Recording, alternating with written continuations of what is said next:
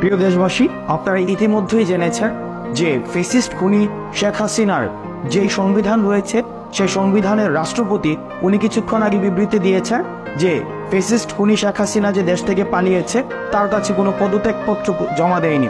আমরা দেখেছি গতকাল চট্টগ্রাম বিশ্ববিদ্যালয়ে ছাত্রলীগের আবার পুনর্বাসনের জন্য বিভিন্ন ধরনের পায়তারা করেছে এবং ঢাকা শহরের বিভিন্ন প্রান্তে ছাত্রলীগ, যুবলীগ এবং আওয়ামী লীগের যে পতিত আত্মারা রয়েছে তারা বিভিন্নভাবে জড়ো হওয়ার তারা পায়তারা করছে। আপনারা যদি প্রত্যেকটি ঘটনাকে আপনারা একত্রিত করার চেষ্টা করেন তাহলে দেখবেন যে আওয়ামী লীগ আবার পুনর্গঠিত হয়ে আবার এই বাংলাদেশে ফেসিবাদের রাষ্ট্র কাঠামো পুনর্গঠিত করার জন্য তারা চেষ্টা করছে।